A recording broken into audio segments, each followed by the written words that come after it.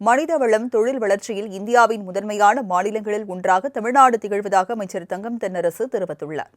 இடைக்கால பட்ஜெட் தொடர்பாக சட்டமன்றத்தில் நிதியமைச்சர் தங்கம் தென்னரசு பதிலுரை வாசித்தார். அப்போது சமூக நீதி, பெரியார் வழியில் வந்த திராவிட மாடல் அரசு சமூக நீதியை நிலைநாட்டிட பாடுபட்டு வருவதாகவும், முன் எப்போதும் இல்லாத சவால் நெருக்கடிகளை முதலமைச்சர் எதிர்கொண்டுள்ளதாகவும் தெரிவித்தார். சமூக நீதி, தந்தை பெரியார் வழியில் வந்த இந்த திராவிட மாடல் அரசு சமூக நீதியை நிலைநாட்டிட தொடர்ந்து பாடுபட்டு வருகிறது. தமிழ்நாட்டை கடந்த ஒரு நூற்றாண்டு காலமாக சமூக நீதி பாதையில் நடைபெற்றிட வழிநடத்தி அதன் மூலம் மதவாத அரசியலை தடுத்து நிறுத்திய பெருமை தந்தை பெரியார் அவர்களையே சாரும். கடந்த 5 ஆண்டில் சாதி மத மோதல் தமிழ்நாட்டில் எதுவும் இல்லை என கூறிய அமைச்சர், தமிழ்நாட்டில் கலகம் விளைவிக்க முயற்சி செய்த சக்திகள் முறியடிக்கப்பட்டுள்ள நிலையில் கடந்த 5 ஆண்டுகளாக தமிழகம் அமைதி பூங்காவாக விளங்கி வருவதாக கூறினார். தமிழ்நாடு ஒரு நூற்றாண்டுக்கு மேலாக ஏன் தனித்துவமாக சாதி மத பாகுபாடுகளுக்கு இடம் கொடுக்காமல் அமைதி பூங்காவாக திகழ்கிறது என்று யோசித்து பார்த்தால் அதற்கெல்லாம் ஒரே காரணம் சமூக நீதி அடிப்படையிலான திராவிட மாடல் அரசின் கொள்கைகள்தான்.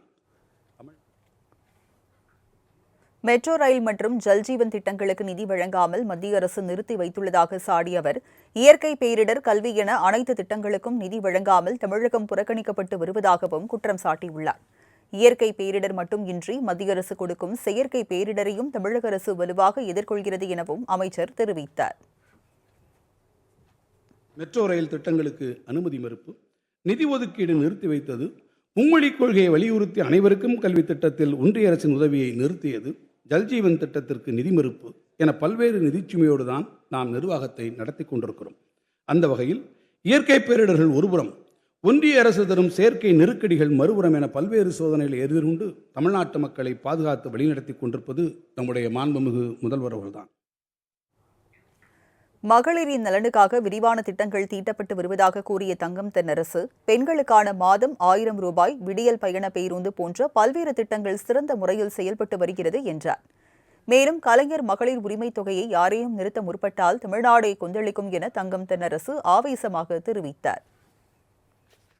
உழைப்பை அங்கீகரிக்கும் மகளிர் உரிமை திட்டத்தை யாரேனும் நிறுத்த முற்பட்டால் தமிழ்நாடே கொந்தளிக்கும். அந்த கொந்தளிப்பு உணர்வு இருக்கும் வரை தமிழ்நாட்டை ஆட்சி செய்வது முத்துவேல் கருணாநிதி ஸ்டாலின் தான் என்பதை நான் உரத்து